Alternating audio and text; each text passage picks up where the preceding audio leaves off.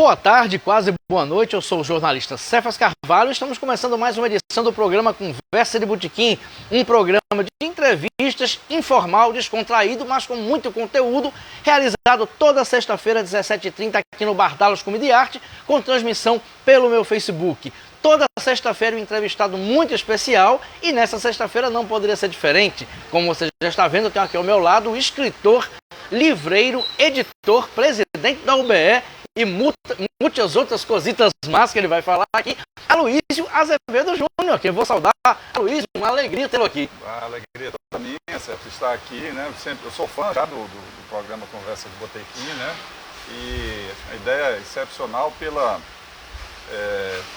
dedicação que você tem e pela perenidade aí dessa iniciativa, né? Estávamos até conversando aqui antes um pouquinho as lembranças da quinta literária da novela. Isso aqui é a sexta literária. Isso, a sexta literária. Vamos conversar também sobre as quintas literárias. Aloísio Azevedo Júnior também foi o dono da Nobel, que marcou época com as quintas literárias. Eu era um dos frequentadores. Aloísio também é artista plástico, essa obra aqui é de Aloísio, vai falar sobre isso. Enfim, assunto não falta. Por mim o programa duraria até 11 horas, meia-noite, como eram as quintas literárias, mas o programa tem em média 1 hora de duração. Lembrando que o programa tem produção de Raquel Lucena, José Agro na filmagem, Ananda Carvalho como assistente de produção e o apoio logístico de Ricardo Nelson e Lula Belmont aqui no Bardalos Comida e Arte. Quem quiser assistir em loco, presencialmente, pode vir. É só se abancar numa mesa do Bardalos, aproveitar a excelente comida, o excelente cardápio do Bardalos e a cerveja gelada também e outras bebidas. Enfim, pode fazer perguntas e quem está em casa pode e deve fazer perguntas, comentar. A graça do programa é essa. Lembrando ainda que temos o apoio de Adurne Sindicato, Anoreg, Sinsp, Sindipetro, Francisca Seguros e Saiba Mais. Grande abraço para Rafael Duarte do Saiba Mais, que está no Rio de Janeiro comemorando a vitória de Lula. Vamos falar também sobre política, que eu sei que você é militante político. Mas, Aloísio, assunto não falta, você está com os livros aqui, a gente vai falar sobre isso, mas a minha curiosidade é a seguinte, que é quase sempre a primeira pergunta que eu faço, que é como a pessoa chegou ao ponto onde se encontra.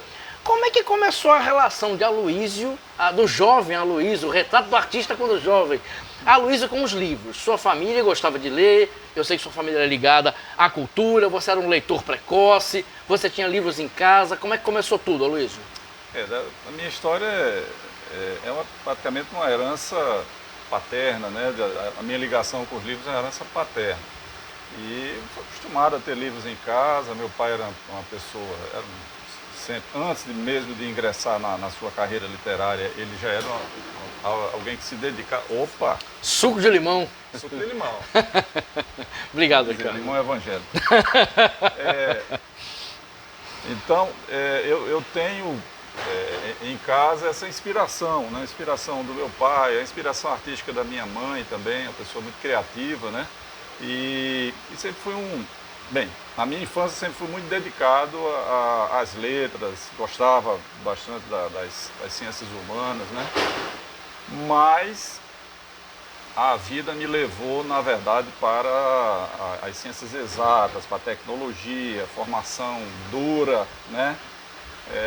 Na área financeira, onde eu ingressei e me formei, tive uma formação muito sólida, né? E por muito tempo eu me afastei das letras, né? Mas era um afastamento assim meio que difícil, né? Porque você tem um pai escritor em casa, não dá como se afastar. Mas como é que foi esse processo, Aloísio? Assim, qual foi o momento da sua vida, adolescência, pré-adolescência, que você das humanas passou para as exatas? Pois é. Eu acho que foi na decisão, né? Porque eu sou aluno da escola. Nós chamamos a escola, a antiga Etfern, que virou Cefet, que hoje é o IFRN. Né? Então o ingresso na Etfern já foi uma decisão ali de migrar para essa área mais exata, mais tecnológica, depois o curso de engenharia e tudo que veio a seguir, né? Mas lá no início, no meu tempo lá de escola municipal, onde eu era colega de João Andrade, né? João Andrade talvez esteja nos assistindo, inclusive, né? Grande abraço para João Andrade. João Andrade está na lista aqui para ser entrevistado. É um amigo e irmão. de infância, né? Então, lá a gente já iniciava, a gente tinha os trabalhos com poesia, com desenho, né? A gente produzia desenhos animados e tal. Eram 2 meninos, buchudos, mas já faziam essas coisas todas. E eu me dedicava bastante à parte a escrever, né? Incentivado por meu pai e tudo. Mas eu acho que a vida me levou realmente, foi para a tecnologia, acho que a questão da sobrevivência, eu não sei, acho que bate até um certo arrependimento hoje desse caminho, mas são coisas da vida. Então nessa opção também, a formação foi muito direcionada para as ciências exatas, né? Me formei, sou analista de sistemas. Sim. Depois dessa formação, fui identificado numa espécie de um programa Red Hunter, né, caça de talentos. E aí essa euforia deste concurso Caça Talentos, eu fui levado para São Paulo, para o Rio de Janeiro, e lá tive uma formação, USP, o FRJ, Fundação Getúlio Vargas, pós-graduação, né? Então era a Luiz e UP. Então, foi realmente uma fase. Só que até na área financeira, que eu trabalho até hoje, né? Eu sou consultor. Sim. Até na área financeira, o que me atraía realmente era a parte criativa das coisas, né? Era você formatar coisas novas, desenvolver produtos, né? Eu sempre me dediquei bastante a criar, né? Acho que a minha vida é um processo criativo que me faz existir, né? E aí, enquanto eu estava, por exemplo, em 96, fazia a minha pós lá na USP, né? Papai estava ingressando na Academia de Letras do Rio Grande do Norte, na cadeira número 30. Então você veja que você está desligado, mas está ligado. Mas está ligado. Está ligado ao mesmo tempo, né? E aí, Sérgio, eu acho que o grande momento, né, é quando eu perco o papai, né? Os homens, especialmente, né, quando perdem o pai, assim, é uma coisa meio que complicada. Eu tenho o nome dele, né? Sim. Eu herdo o nome dele e tudo. Então essa ausência de papai não sei explicar, mas é um chamamento. Foi uma coisa que pode ter levado você de volta para a literatura? Sim, você acredita nisso? Com certeza, porque eu já me dediquei a publicar o livro de memórias dele, que ele deixou escrito. Sim. O livro. Só que o livro precisava ser explicado, né? Porque ele não estava mais presente. Então, ali eu já me transformo num editor para editar o livro do seu pai. Fazer os textos complementares, escrevê-los e tal. E imediatamente, isso foi em 2005, né? E em 2006 eu estava lançando o primeiro livro. Pronto. Quase que foi no mesmo momento. No mesmo momento. E aí é assim, é um processo, né? A gente começa a copiar, o pai, começa a ter, aí eu estava até comentando outro dia, nós herdamos dos nossos pais muitas coisas, eu herdei até as amizades. Então eu visitava os velhinhos, né, os amigos de papai, como se fora o próprio. Sim. Fazia as mesmas, sabia das brincadeiras, sabia, né? Exatamente. Então eu fazia as mesmas brincadeiras e tudo. Então foi um processo de sucessão. Eu sinto muito isso, algo muito espiritual, sabe? Muito mesmo. E lógico, eu não estava preparado para ser escritor. Eu acho que me faltava vivência, né? Eu tenho até o primeiro livro está aqui. Qual tem uma pilha de livros aqui. Vamos ver um por um. Olha, O Cheiro do Café, né? Esse foi o primeiro livro? O primeiro livro experimental, bem experimental, um livro de artigos, né? E teve teve o prefácio de Ana Maria Castudo, né? Grande amiga de papai, né? Eu visitava a casa dela e tal, e ela prefaciou. É o primeiro experimento assim de escrita, né? E uma escrita muito ligada para o mundo onde eu estava. Eu estava no mundo empresarial, um mundo Estou lendo aqui crônicas sobre empresas. Sobre empresas, né? Ventures, até mesmo a autoajuda, né, apareceu nesse momento porque era uma autoajuda própria mesmo. Eu estava precisando de ajuda, né, porque a ausência, a perda, né, me fez realmente cair, né? Eu tive uma dificuldade muito grande de enfrentar isso, muito grande. E na sequência eu também não conseguia parar de escrever. Sim. Em 2007 eu já estava escrevendo o segundo livro, que é Almísca, né? Almísca. Também muito na linha do primeiro, que é tentando me salvar. Formato de crônicas, então. Também tentando me salvar, tentando encontrar explicações para coisas que eu não conseguia aceitar, né?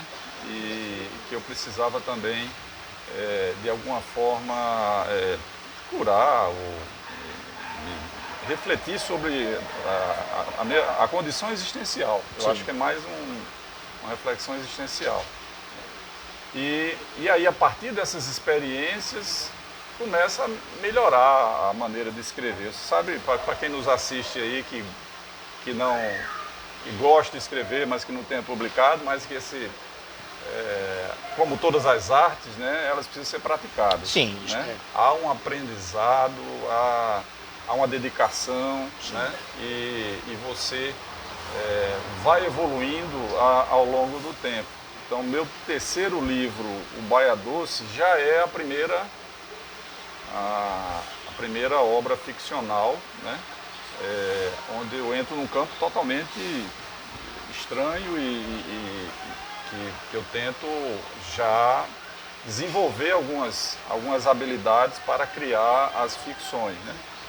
Então, é um livro também bastante embrionário, O Baia Doce, que está aqui, né? Isso. Está aqui na nossa pilha, são 11 livros. Vamos passar um por um. Passar. Então, O Baia Doce faz referência ao famoso eclipse aqui em Natal, que foi visto lá em Ponta Negra e tal. E aí eu crio toda uma historinha, né? O nome, O Baia Doce, faz referência à trilha, O Baia Doce, que é uma trilha ali do Parque das Dunas, que sai lá na via costeira. Sim. Então, é um livro também meio que espiritual também, né? Ainda tentando entender até as religiões. Ele fala um pouco sobre religião e tudo. Dentro do seu processo interno, né? Do processo interno que estava vivendo. Processo de cura, né? Era um processo de cura que... A literatura como cura. Ela estava realmente servindo como uma grande ferramenta, né? Terapêutica. E eu estava entusiasmado, né? Isso tudo, as coisas do mundo continuavam, a gente continua. Sim. Aliás, como todos nós, né? Nós escritores temos sempre as nossas profissões para sobreviver e continuamos escrevendo, né? Para alimentar as nossas almas, com os nossos desejos e tal. Isso. Então, depois de O Baia Doce, eu vou correndo aqui nesse tempo, já a Intifada dos Pinholés, né? Intifada dos Pinholés já é na Nobel.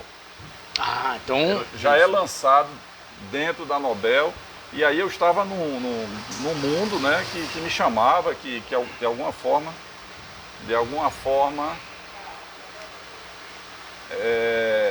eu sentia, né, que esse era o meu lugar, né?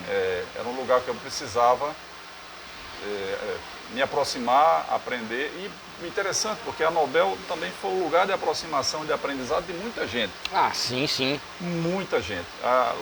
Lá chegaram muitos aprendizes de escritor, alguns aprendizes de editor, né? Eu me lembro do nosso amigão, o Cleodivan, né? Chegar lá como escritor e sair como editor. Hoje comanda a CJA. Comanda a CJA. Está até aqui nessa lista. Aloysio, deixa eu só fazer uma pausa pra gente fazer. Eu vou até permitir que você beba um pouquinho Sim, do suco de limão. Suco de limão. Não sei se você gosta com canudo ou não. Só lembrando que você pode fazer perguntas. Manda as perguntas, digita as perguntas nos comentários do Facebook que a produção traz para cá. Perguntas ou comentários, sugestões, críticas, pitacos, conversa de bar, permite tudo isso, né, Luiz? Não é nada engessado nem formal. Mas voltando, Aloysio, acho que já vai ter pergunta daqui a pouco. Aloysio, mas assim, vamos fazer um break para entender como a Nobel foi formada. Você começou a escrever como processo terapêutico, foi se descobrindo como escritor, mas quando é que deu o estalo dizendo, além de escrever, eu ainda posso montar uma livraria, ser dono de livraria? Como é que foi esse processo? Eu acho que é outra coisa que surge naturalmente, né? Porque tem uma historinha. Eu fui ao Rio Grande do Sul e visitei uma cidadezinha chamada São Francisco de Paula, também conhecida como São Chico de Paula. Nessa cidade, que só tem 2 ruas, né? No encontro das 2 ruas tem uma livraria e o nome não poderia ser outro, é Miragem. E a professorinha é uma livraria com 3 andares, numa cidade... Uma cidade de 2 ruas? Que não tem prédios, né? Nossa! E aí, se não me engano, a professora Luciana. Até outro dia eu dei uma buscada para ver se a professora tá. Ela tá firme e forte ainda. E ela já era uma senhorinha já. Que coisa boa! Quando eu a conheci. E aí eu estava com os filhos e tal, e conversei bastante com ela, perguntei qual era a estratégia, como é que ela conseguia manter uma livraria no interior daquele. São Francisco de Paula fica depois de Canelas. Então é um lugar bem fora mesmo. Bem fora. Ela tinha que ir uma vez por semana a Porto Alegre, né, uma viagem não muito pequena, e buscava, fazia as compras e tal, e alimentava lá o estoque. Mas, olha, a livraria era um espetáculo. Nossa. Miragem era uma miragem. Ela tinha, nos 3 andares, tinha uma exposição de artes. Ela tinha uma parte que é uma espécie de um museu, onde ela reconstruía a história daquele lugar e tal.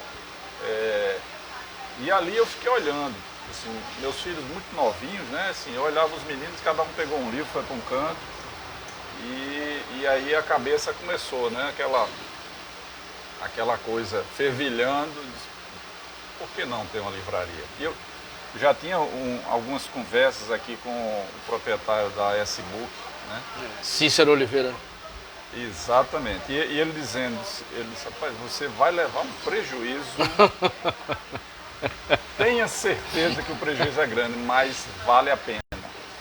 Ele disse, vale a pena, porque você aproxima os seus, né? Os seus filhos, as suas famílias, aproxima de um ambiente que é muito saudável. Né? O ganho ali é incalculável, né? E eu acho que ele é pai, inclusive, de um talento nosso, né? Do autor de A Caça 17, Gustavo... Eu perdi o nome, mas eu sei quem é. Gustavo Diógenes, eu acho. Tá, Gustavo Diógenes. Tava até na fila. E aí, cada vez mais eu me entusiasmava com essa ideia, busquei a franquia da Nobel, aí já peguei meu menino, né? Sim. Você vai comigo, então nós fomos juntos, né? É como se fosse alguma coisa de família. Sim. Era alguma coisa de família, realmente.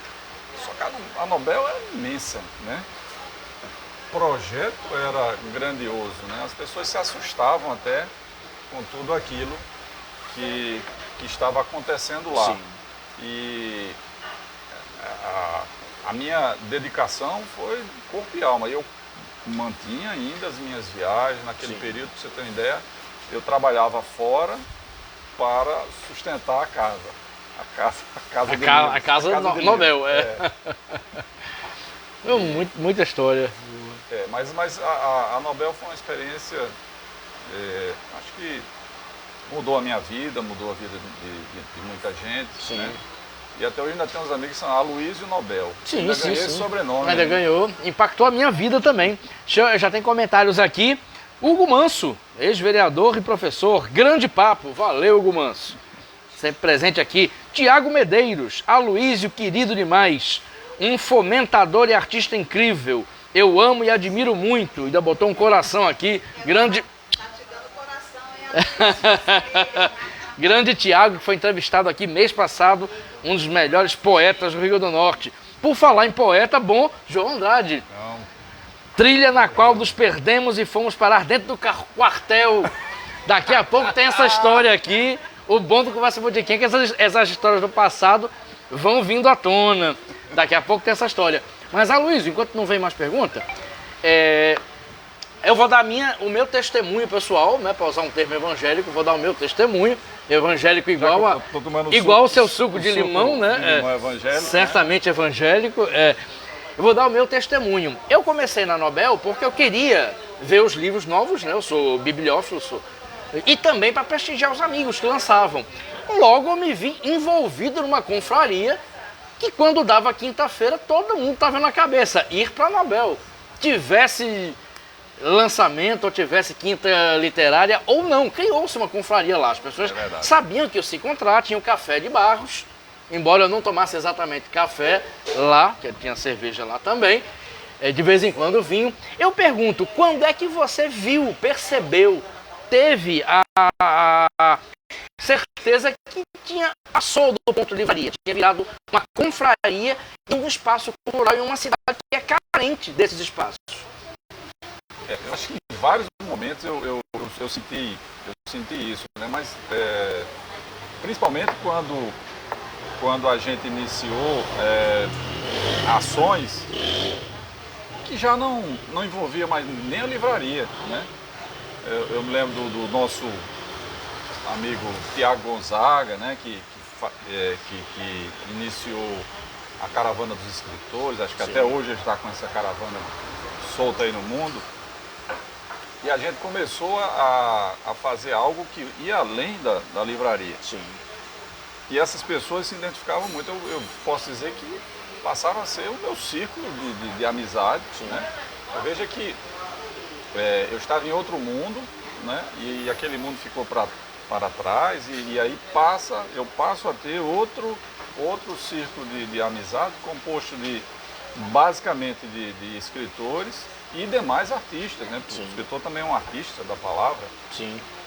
Mas aí começaram a chegar outros artistas que eu tive um prazer muito grande de conviver. O Geraldo Borges, um grande quadrinista, né? da DC Comics americana, cearense, radicado em Natal. E aí chegou o Marcos Guerra, né? Também com a sua lojinha da Caótica, quadrinhos. Né? Exatamente. Então eu comecei a interagir com essas pessoas. Veja como isso tudo é envolvente, porque de repente estava pulsando em mim essa necessidade também de não só com a literatura, mas também com as artes plásticas, né? Estava voltando ali o meu contato com grandes artistas. O Marcos Guerra, um desenhista talentosíssimo. Né? E nós fazíamos os eventos, não sei se se recorda, na Quinta Literária, e aí Marcos ficava como o Paulo Caruso. Isso. Lá do... Isso, no Roda Viva. No Roda Viva, né? E ao final ele passava, né, o desenho que resultou daquela conversa e tudo. Então, aquilo tudo foi de tal forma me envolvendo que eu já não era mais uma livraria. Sim, realmente era uma casa. Era uma casa. Era uma casa. Uma casa. Eu conheci lá Roberto Noir, Damião Nobre, Leoci Saraiva, eu conheci todos lá, eu não conhecia antes, eu conheci, virou realmente uma confraria lá. Inclusive multicultural, como você falou, eu lembro no dia Carlinhos Zenz, que a gente ficou com Carlinhos Zenz até meia-noite lá, ele tocou flauta, contou histórias, tinha de tudo, né, Luiz, assim. As noites eram muito variadas, né, no sentido de dinâmica cultural. Nós chegamos a fechar a livraria para fazer eventos de música lá dentro. E o pessoal do Propagamos, eu não sei onde eles estão agora, né, mas talentosíssimos. E a gente fechava a livraria, eu ficava lá na porta como se for a portaria vendendo ingresso, né? E o Propagamos fazendo as suas apresentações. O Propagamos, inclusive, ele fez o que eu acho que foi a coisa mais linda, foi a apresentação mais linda da Nobel. Nós apagamos as luzes da livraria, que era enorme, né? Sim. Apagamos as luzes e eles entraram cantando num evento, acho que um evento de quadrinhos. Um evento de quadrinhos. E foi a apresentação mais bela que eu já vi dentro acontecer lá na livraria. Muito bom. Eles fizeram uma apresentação, Marcos Guerra ficou do lado desenhando ao vivo num flip chart. Eu me lembro bem, ele desenhou um coração. Até hoje eu tenho esse coração. Até hoje coração tem. na cabeça aí. E realmente era um ambiente multicultural. Isso alimentou muito a cena cultural, né? Certamente deve ter alimentado você. Me alimentou demais, né? Na verdade eu vivi aquilo. E eu precisava, né, além de viver aquela cena cultural, eu precisava também ser, infelizmente, o dono da livraria também, que era a parte penosa. Pronto. A parte penosa da história.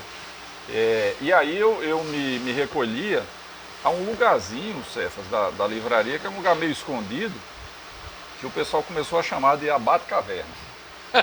Eu lembro. E a Batcaverna é porque ela tinha uma saída que eu conseguia sair, né? Como se for o Batman, né? Sim, Aquele Tinha desce, isso. Era muito um bom. esconderijo que eu conseguia sair, né? Por essa Batcaverna e resolver as coisas do Sim. dia, porque o dia precisava ser resolvido. Exatamente. Tinha que fazer algumas coisas externas. E aí eu voltava para a Batcaverna, né? Para atender o pessoal, era quase que um atendimento. Sim. Né? Os amigos iam, a gente ficava lá conversando e tal. E nessa Batcaverna, aí agora posso confessar, né? Eu ficava até 2 horas da manhã. Porque o tempo era...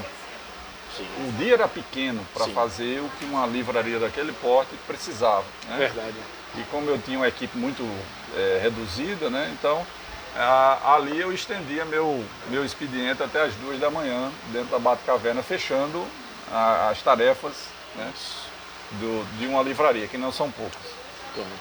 Eu vou perguntar sobre as tarefas de uma livraria, mas vamos aos comentários aqui, perguntas. João Andrade de novo. A Nobel foi um marco em nossa literatura. Foi sim. Eu e João nos encontramos muitas vezes lá, eu tenho saudades, e não esqueci da história que foram bater no quartel não, é questão de tempo, viu, João? Eu tenho memória aqui, a gente vai voltar. Hugo Manso, e a experiência de livreiro, como está a livraria hoje? Calma, vai responder, mas calma. Calma, Hugo Manso, vamos manter a linha temporal aqui, mas a pergunta está registrada. Ayrton Barros. Opa! Grande encontro, Aloysio Cefas. Ayrton Barros era quem comandava o café Era. lá. Serviu muito café e muita cerveja lá pra mim, tinha um papo Guaraná ótimo. Evangélico, era Guaraná Evangélico. Guaraná Evangélico, exatamente. Como agora temos suco de limão. Suco de limão evangélico. Evangélico, claro. Exatamente. Kalina Paiva, professora do IF e escritora. Kalina Paiva. 2 grandes nomes das letras e das artes no Rio Grande do Norte. Salve, salve. Valeu, Kalina. Beijão. Você também está em ascensão nas letras, seus livros são maravilhosos. Aloysio, vamos falar um pouquinho agora. Você falou uma coisa, a gente vai tocar num assunto delicado que é... A gente falou da festa, falou da confraternização, da confraria, daqueles tempos maravilhosos, que eu tenho tudo registrado em fotografias, mas era uma livraria, e livraria, dentro do capitalismo, é uma empresa. É uma empresa. E a gente, de vez em quando, a gente desabafava, você desabafava lá, eu tenho que pagar contas, tenho que pagar fornecedores, né? As pessoas têm que comprar livros, além de fazer festa, e o fato é que a livraria acabou fechando, foi uma lacuna. Isso. Como é que foi esse processo, Aloysio, do ponto de vista pessoal, do ponto de vista como empresário que tem que pagar as contas de funcionários, fornecedores, como poeta e como escritor, como é que foi tudo aquilo naquele momento? Foi doloroso, né? E eu acho que a decisão mais difícil é a de fechar. Naturalmente, nós, mesmo que tenhamos muito conhecimento, saibamos de muito sobre o gerenciamento de um negócio, mas o coração, sabe? A ligação afetiva, o momento de fechar é um momento assim adiado várias vezes. E quanto mais se adia, mais caro ele vai ficando, né? Um prédio enorme, quem conheceu a livraria Nobel, com 2 pavimentos, Sim. estacionamento grande, toda assim, aquela estrutura, né? em área privilegiada, né? Do lado do milho aí. Eu já estava, inclusive, já loteando, né? Sim. Praticamente eu sublocava as salas, né? Alguns parceiros chegaram e eu agradeci bastante essas parcerias que eles locavam pedaços da livraria lá dentro mesmo. Sim. E começavam a vender seus produtos, né? E eu tinha que administrar tudo isso. Claro. Que foi tranquilo também. Só que chega um certo momento que não é possível mais suportar. E eu diria também que a livraria, ela sobreviveu muito dos seus lançamentos. E a partir do momento em que os lançamentos começaram por algum motivo, né, a minguar ou não se realizar mais na livraria, porque o lançamento é um momento muito especial. Sim. É aquele momento em que o escritor que está colocando o seu novo livro, né, ele chama um público diferente para a livraria. Aquele público gosta de livro. Sim. Na sua grande maioria são pessoas que leem, né? E eles entram naquele lugar mágico, começam a olhar para o lado e começam a comprar outras coisas. Compra o do autor e vai comprando outros livros. Outras coisas. Se levar filho, vai comprar livro infantil. Vai comprar livro infantil. Então, ela sobreviveu muito dessa relação com os autores. Eu diria que foram os autores que sustentaram essa vida, essa pós-vida aí da Nobel. Sim. Até final de 2017, início de 2018. Sim. Né?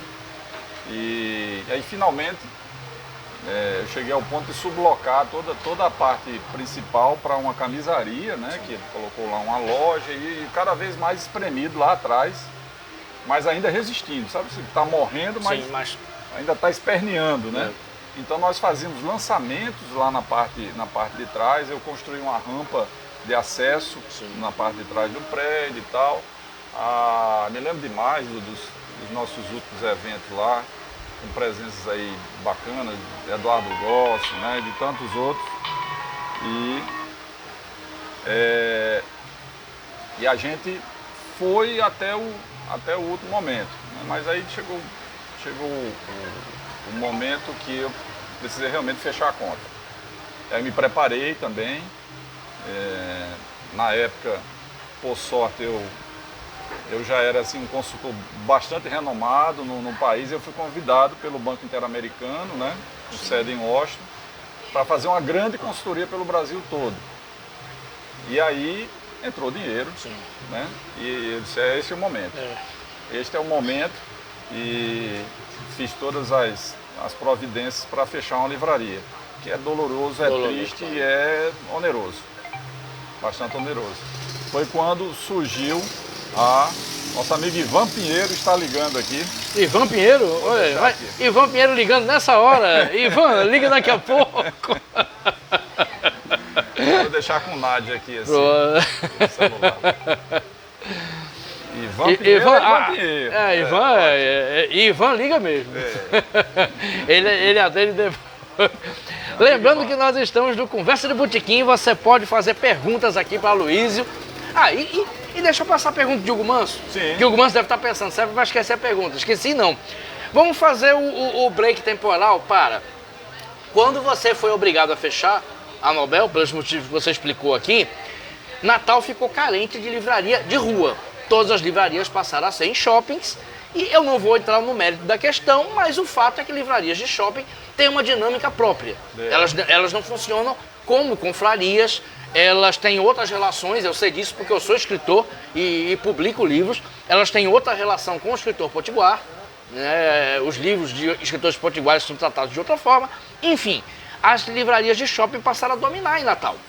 No entanto, no meio que do nada, surpreendentemente, Aloysio Azevedo Júnior volta com mais uma livraria de rua que é a Livraria Manimbu, que funciona ali na Rua Sul, 666, número até cabalístico.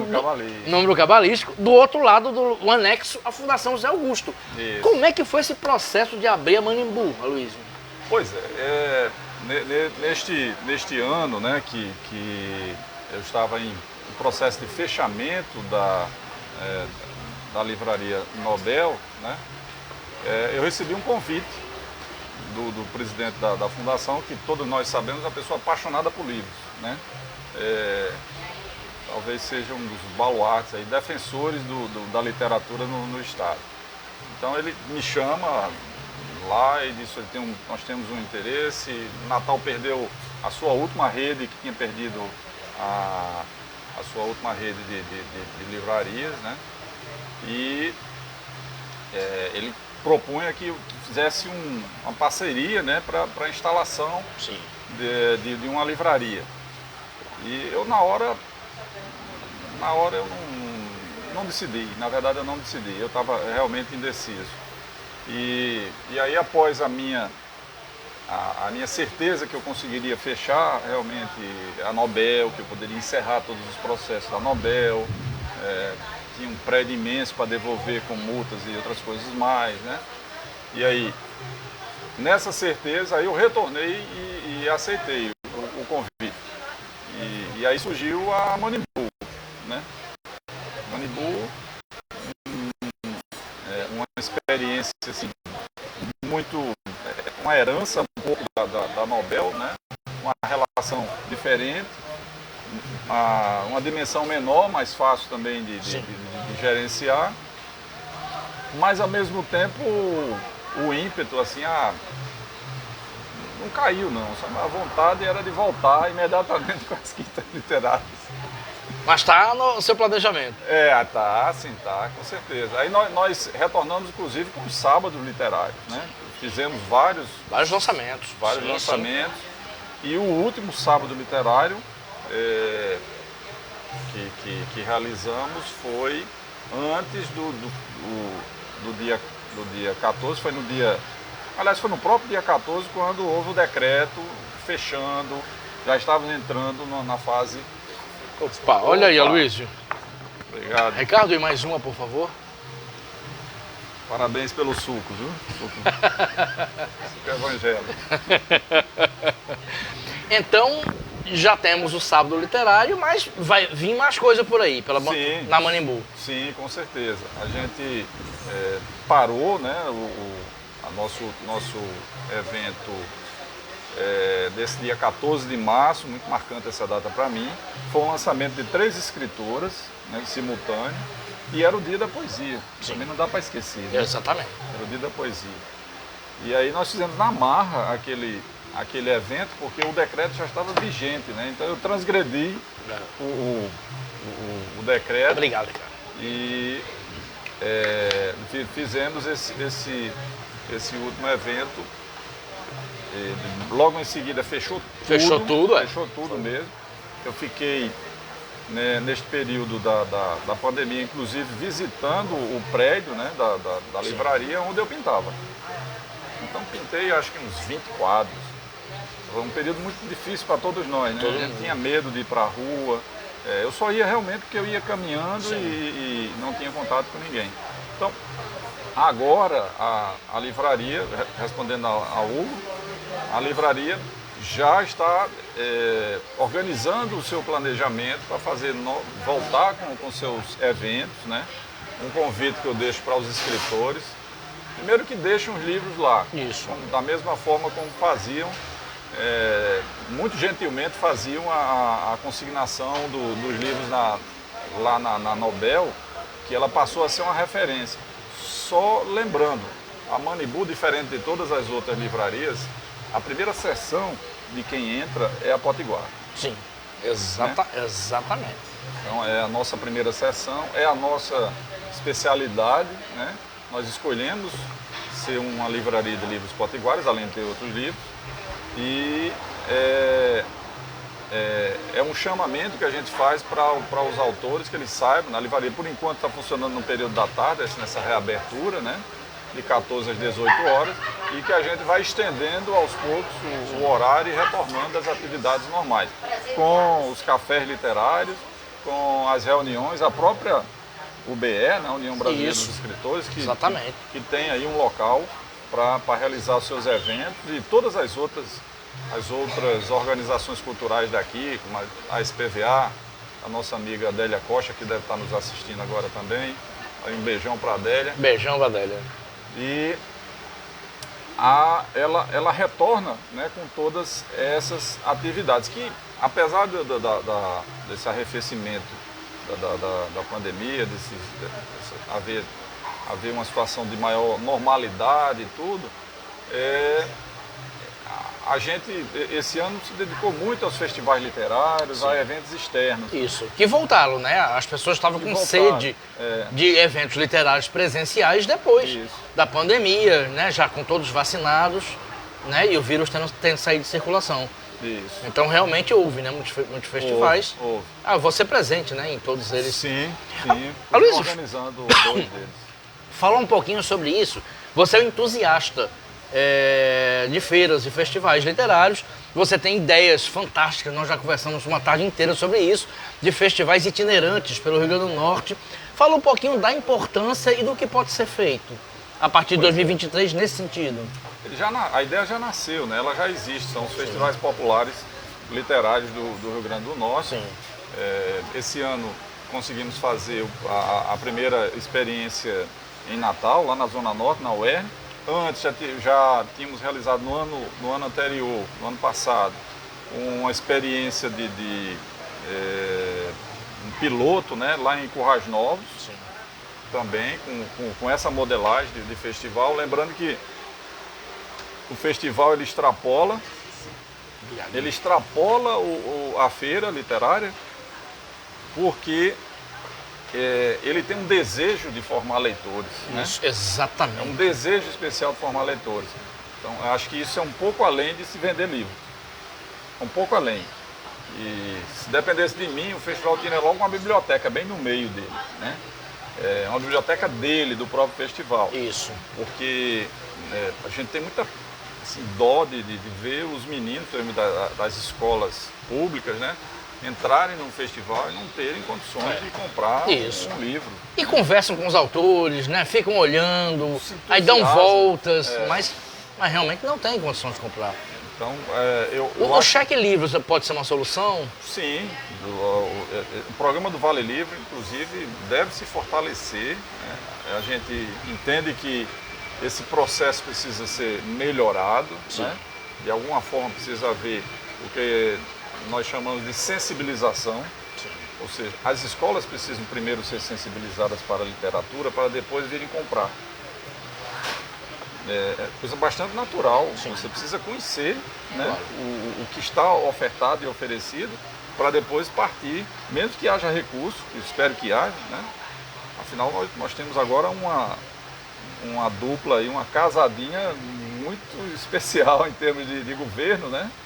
Que é a volta do Ministério da Cultura e outro mandato da Inclusive governadora. com 2 nordestinos cotados, segundo a imprensa do Sul, para serem ministros, que é Chico César, que foi secretário na Paraíba, e Daniela Mercury, que é baiana. Pois O terceiro é Juca Ferreira, que já foi ministro e era totalmente aprovado pela classe artística. Juca Ferreira é considerado um dos pais, né, do Plano Nacional do Livro. Sim. E, também é um nome fortíssimo. Os 3 nomes são ótimos. Então a gente tem uma expectativa muito positiva para 2023. Eu creio que há o que se fazer, né?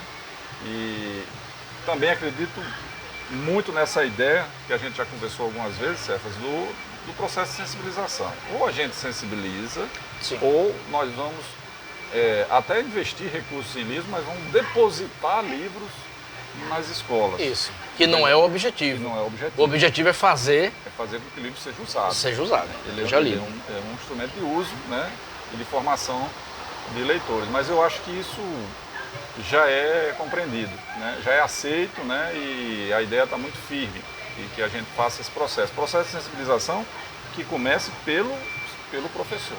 Perfeito. Luiz, eu sei que você tem contato com a governadora Fátima Bezerra e com pessoas do governo Fátima Bezerra, relativos à cultura, claro, o próprio Crispiniano, que você trabalha praticamente do lado. Eu pergunto, tem possibilidade concreta de ampliar esses festivais itinerantes literários em 2023? Isso pode se tornar uma realidade? Sim, acho que isso é muito concreto. Concreto, inclusive, para esse ano, mas um ano eleitoral que teve uma dificuldade. Foi um ano impedimento. atípico. Teve um verdadeiro impedimento. Sim. Que seria o festival poderia ser encarado como uma propaganda político-partidária. Então, eles foram suspensos. O resto do ano que sobrou, creio que seja insuficiente para, apesar de eu ficar frustrado com isso, mas realmente insuficiente para realizar um projeto dessa envergadura. Mas a ideia são 16 festivais. 16? Por 16 directs, que são as diretorias estaduais de educação e o C de cultura. Se eu não disser, o Crispiniano vai depois reclamar. O C de cultura. Sim, isso. Da direct, né? Então, são 16 directs pelo estado. Sim. E essa itinerância vai passando, ao invés dessas directs virem para Natal ou irem para Mossoró, né, participar aqui, porque as feiras continuam. Mas aí o festival vai ao encontro deles. Seria o festival andando e encontrando esses públicos eu diria, até com o aprendizado que a gente teve na realização do FLIC, o Festival Literário de Currais Novos, do FLIC Popular de Natal, né, o Festival Popular do Livro de Natal, na UERN, e o FLIC Potengi, de São Paulo do Potengi, minha terra. Isso. Minha Exatamente. Terra querida, você né? faz parte até da Academia de Letras, né, da minha cidade. Origem, né? Isso. Minha origem. Então, eu acho que essas 3 experiências de festivais, com seus erros e acertos, né?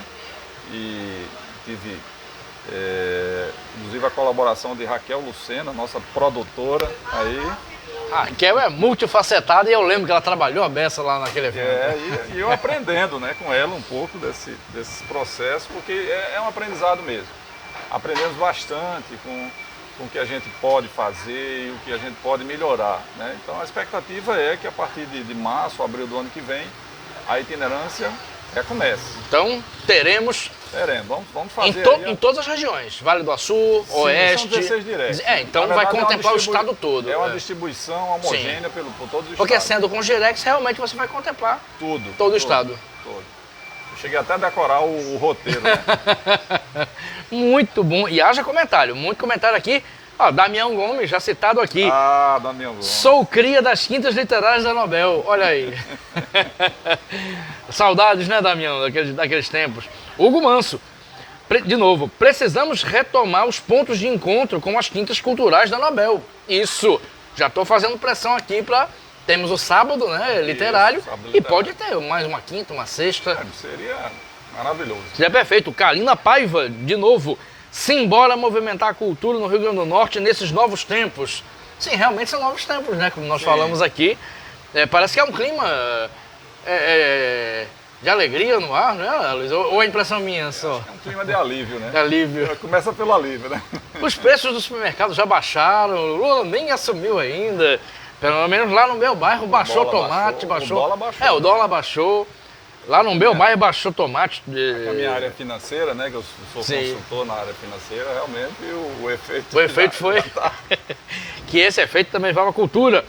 Ricardo Dantas, grande encontro. Sim, olha aí, valeu, Ricardo. Bom você Autor aqui. de Meia Pata. Meia Pata. Que eu tive a honra de reeditar agora, que nós não lançamos ainda. Ele precisa vir. Olha aí. Um convite para Ricardo. Convite, venha para cá, Ricardo. Venha lançar Meia Pata. Lançar na Manibu e Olha, depois guardá-los. Cephas, Meia Pata, Ricardo, de uma forma bastante interessante, ele fala com a voz de uma onça. Eu sou louco para ler esse livro, ainda não tive a oportunidade. E gosto muito dele. Já estamos com o livro lá, agora, esperando o Ricardo. Bora, vamos sim. Combinado. É um livro que nos traz uma reflexão muito grande de quem está invadindo a área de quem. Isso. Né? Muito bom. E Ricardo trabalhou aí com maestria. Viu, Ricardo? Esse programa aqui. E Kalina Paiva de novo. A cultura tá on. Olha aí, tá on. A Luísa tá on aqui também. Cláudio Wagner, olha aí, boa noite, Cláudio. Cláudio sempre aqui, Cláudio que é da SPVA, Nádia Costa. E sobre o livro Havana, Ah, estou vendo uma tela do autor que também é artista plástico. Vamos falar sobre isso também. Assunto não falta. Falar sobre o BE ainda, Unilivreira, tem pauta beça. O que tem a falar sobre essa sua obra Havana, Em Busca de uma Noite Perfeita, e sobre as mais atuais? E o que dizer das exposições no Espaço da Livraria Manimbu? Vamos lá, Havana eu gosto muito, é um dos livros que eu li, eu sou fã. Então, responder sobre a Havana, que eu também tenho curiosidade sobre o processo todo. Inclusive, você foi para Havana. Sim. É outra pauta também para falar. E também as exposições. Vamos lá, Luiz. Já estourou o tempo? Ai. Vamos fazer uma prorrogação aqui. Não estou nem na metade dos assuntos, Raquel. É interessante falar de Havana, né? Porque a gente parou em Intifada dos Pinhões. Após Intifada, como eu falei desse aprendizado, né? Já existia um escritor, já era um escritor, né? Mesmo com toda a minha autocrítica, de eu me avaliar constantemente. E aí, depois de Intifada, veio Um Punhal Feito de Escuridão. Sim. Né? Que o Dr. Manuel Novo chamou de um romance psicológico. Na verdade, é uma novela psicológica. Daqui para frente, parece que a minha obra passa a ser realmente psicológica. Sim. Ou seja, o que é uma obra ficcional psicológica? É aquela em que a mente e o pensamento dos protagonistas e dos coadjuvantes, ela fala mais do que a própria história. Exatamente. Né? Sim. É a mente deles agindo. Então, aqui é um devaneio. Um verdadeiro devaneio mental, você não sabe se é real, se não é. E ele vai entrando na história, mas você não sabe se ele está pensando a história, se ele está imaginando e ele se autoflagela. E é uma história muito forte, né? Punhal Feito de Escuridão, uma história muito forte. E depois do Punhal vem um livro que também faz parte da minha formação, eu diria assim, como escritor, que é a Havana. Né? Muito bom. Então, a Havana nasce refazendo um pouco essa própria reflexão que eu tentei lá no começo, lá em 2005, 2006, aqui já é um escritor. Sim. Lá era uma experiência, né? Uma experimentação. Aqui já é um escritor. Então, Havana é, na verdade, uma linha da vida. Então, a linha da vida vai ser falada e as minhas expectativas, meus sonhos, principalmente as utopias, e aí liga demais. A Havana é, na verdade, uma grande homenagem, né? A Havana, a Cuba. Sim. Porque por ela representar, não pelo que ela é, mas pelo que ela representa enquanto uma ideia, né? Uma ideia de utopia, né? Algo que acho que transcende a própria existência de Cuba e de Havana, né? Essa ideia é muito maior que isso. Maior. E foi com a Havana que surgiu, naquela conversa ali, por que não lança Havana em Havana? E aí Damião Gomes é um dos grandes culpados, né? Porque ele é que disse, rapaz, você tem que lançar Havana em Havana, rapaz, vamos lançar. E essa brincadeira foi pegando, né? Sim. Foi pegando e a gente, vamos abrir um grupo aqui para falar sobre isso, e aí as reuniões foram lá. Resultado, fechamos um grupo de 32, 35 pessoas e foram esses loucos para... Em 2000, já estávamos aí em 2017, né? Em 2017. Ou seja, estávamos com o golpista já no poder, que era o Temer. Isso, exatamente. Exatamente. Só que, assim, era um golpe que não tinha desmontado ainda. Isso, O Ministério da Cultura existia. Era um golpe com um mínimo de verniz civilizatório. Ainda tinha. O Roberto Freire era o ministro da Cultura, sim, inclusive. Havia um mínimo ainda. E essa viagem para Havana foi com um livro, inclusive. Com um livro. Eu não fui para Havana, mas eu fui convidado por livro e agradeço. Exatamente. Foi lindo aquilo. Um livro maravilhoso, de capa dura. Lindo. Literatura Brasília. Literatura Brasília. Com poetas potiguares, traduzidos para o espanhol.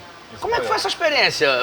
Essa caravana, assim, hoje eu daria uma mão para ir com vocês, é que eu não podia, né, que eu tinha acabado de tirar férias e viajado, mas eu daria uma mão, um braço para estar em Havana com vocês.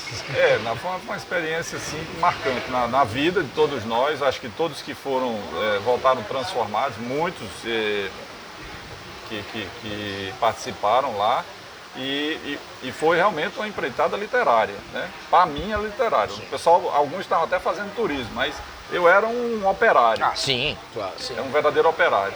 Então, nós fizemos em 10 dias 21 eventos brasileiros na capital de Cuba.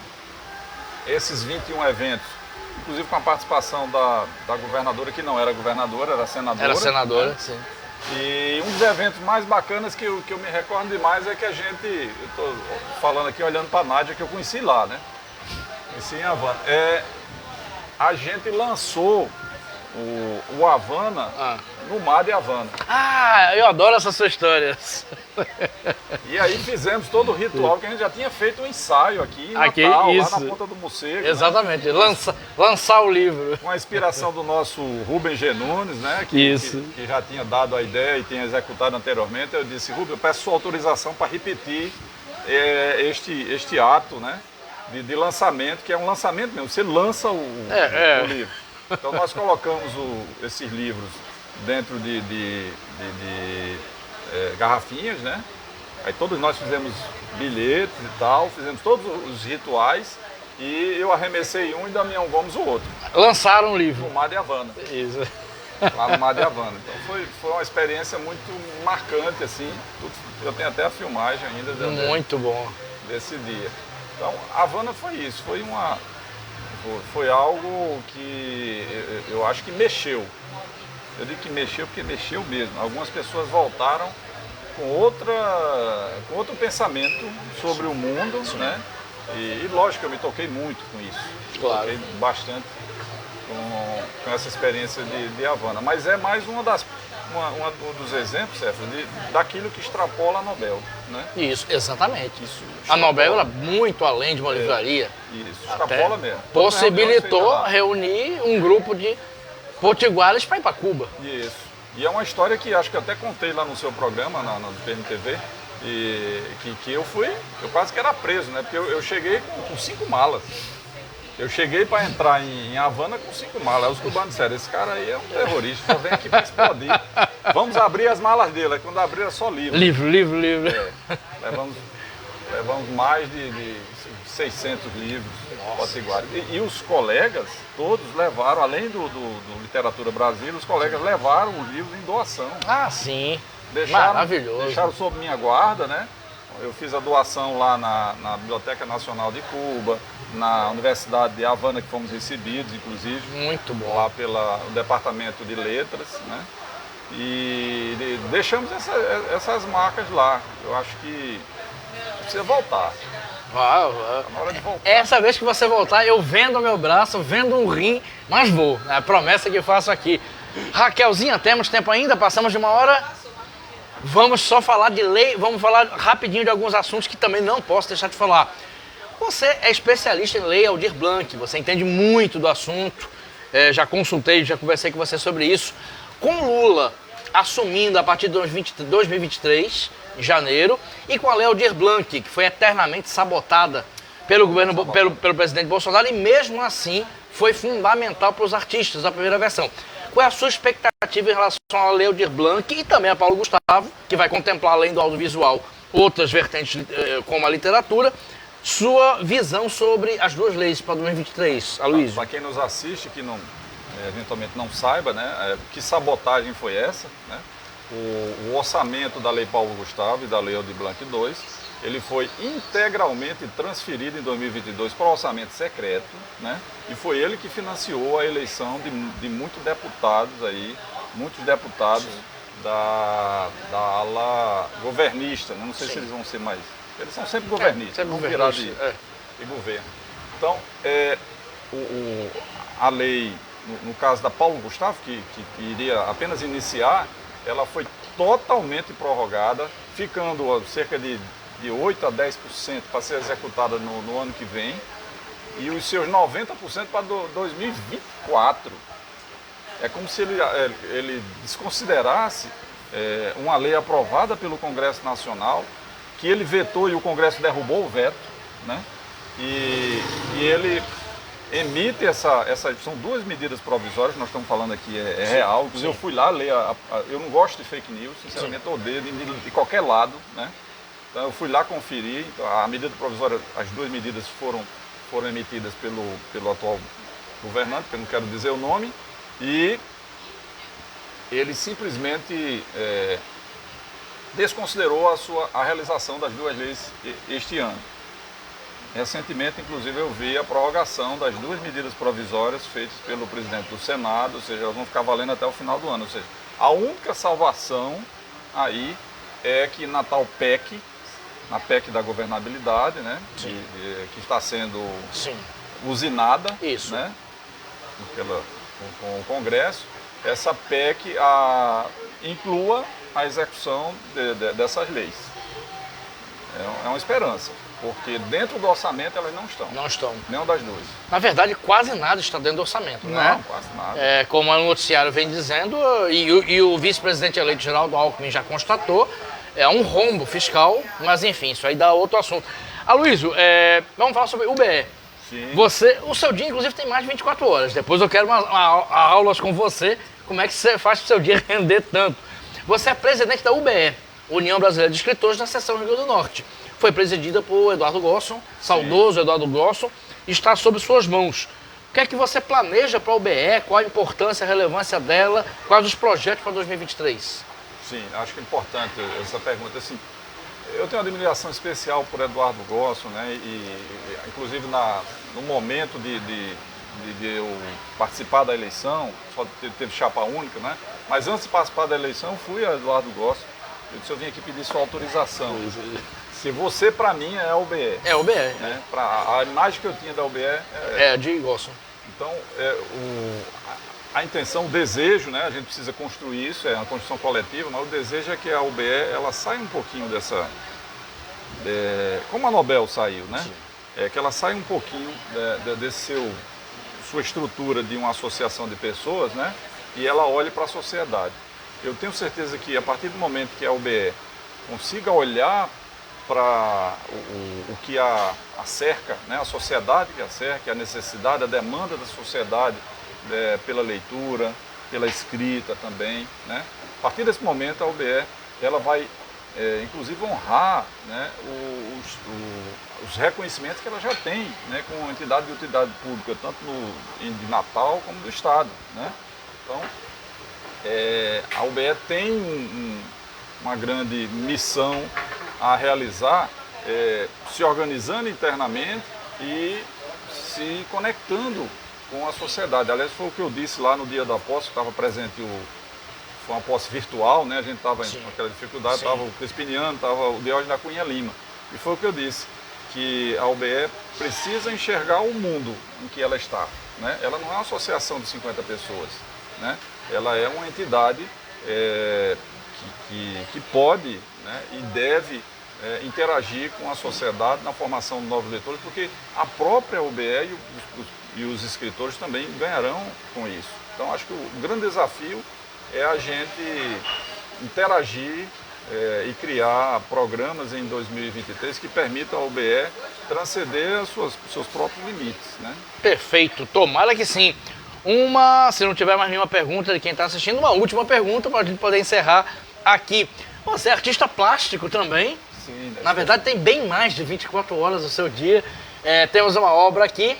Estão em exposição na Manimbu. Quem quiser quem quiser ver suas obras em loco, pode ir lá. Sim, claro. A Manimbu tem uma exposição permanente, copiando a professora Luciana lá da cidadezinha. Da cidadezinha, isso. Né?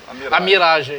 Então, Existe mesmo essa livraria ou foi miragem sua, Luiz? Olha, você procura, quem tiver aí pode procurar no Parece Google. aqueles filmes americanos que depois a pessoa vai e não existe nada, mas enfim. Realidade virtual é só outra, aquela outra. Tá Não certo. falaremos sobre ela. Brincadeiras à parte, vamos lá. Então, a Manimbu mantém o seu espaço de exposição permanente, os meus quadros estão lá, eu fiz exposições individuais esse ano, fiz uma coletiva com o João Andrade e com o Alfredo Neves. Maravilhosa, sim. E a intenção, inclusive, é que em 2023 a gente consiga lá um galpão anexo para fazer cursos com os meninos, né? Muito bom. Cursos de artes, né? E de certa forma, que eu acho que a gente precisa treinar as pessoas a fruir a arte.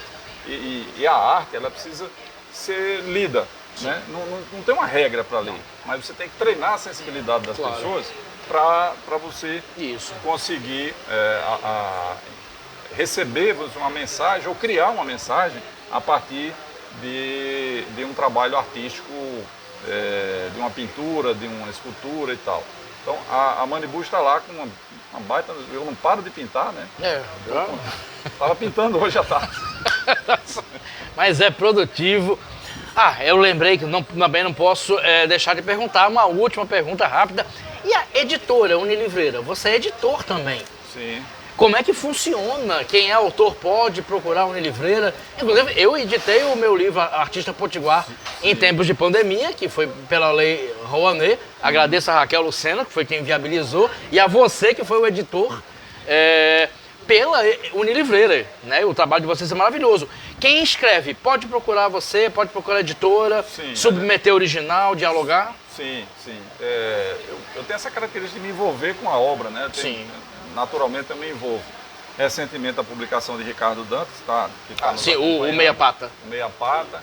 E eu também me dediquei a alguns clássicos, editei clássicos porque a gente precisa, sabe, rever esses clássicos. Eles estão desaparecendo, só encontra em sebos, né? Os de Macatuba. Os de Macatuba, de Tarcísio Gurgel, professor Tarcísio. Eu sim. Luiz Faria de Lacerda com Sim. o nosso, considerado o melhor romance potiguar, né? O Rio da Noite Verde, e José Bezerra Gomes, né? Genial. De Currais Novos. Currais Novos, genial escritor de Currais, escritor e poeta.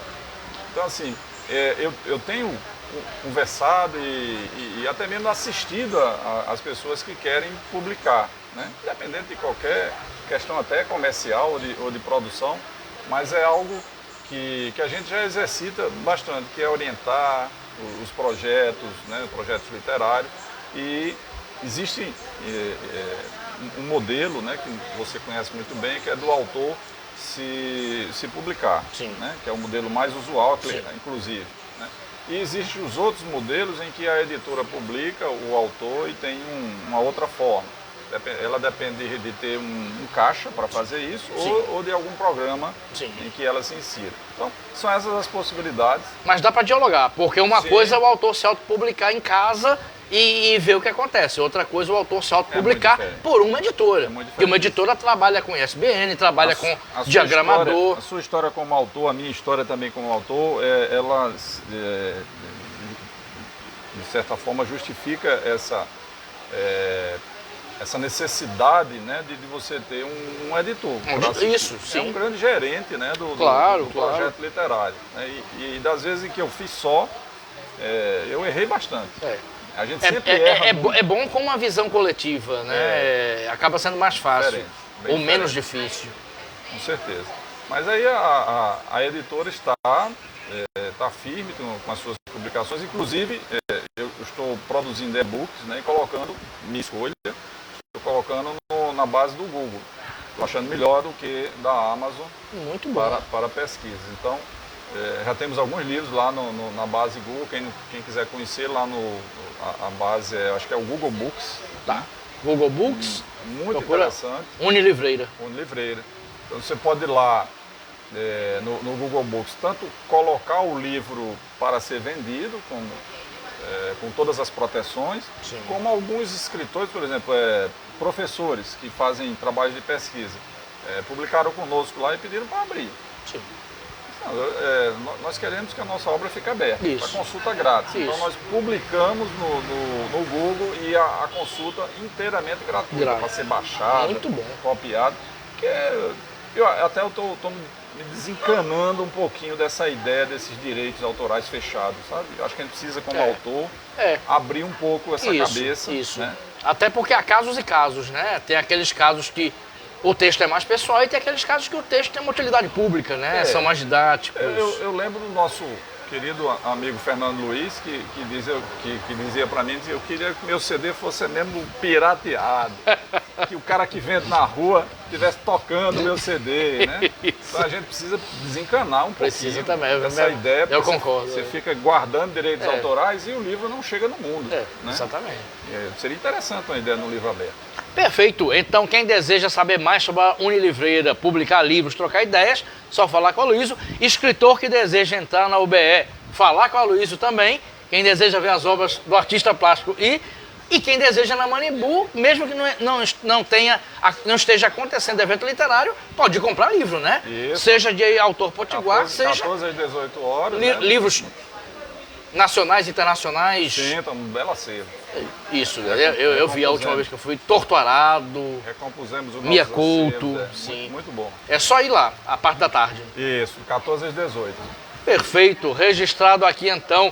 Agradecer a Luiz. Primeiro agradecer a equipe. Nosso programa tem produção de Raquel Lucena, José Agro na filmagem, assistente de produção Ananda Carvalho e os queridos Lula Belmont e Ricardo Nelson na assistência logística. Agradecer a todo mundo do Bardalos aqui, Nádia aqui, Carlos Eduardo Fernandes Amorim, que junto com a Aline e Juliette foi o primeiro casal formado pelo Conversa de Botequim. Conversa de Botequim também tem papel de cupido, além de ser um programa bacana de ver.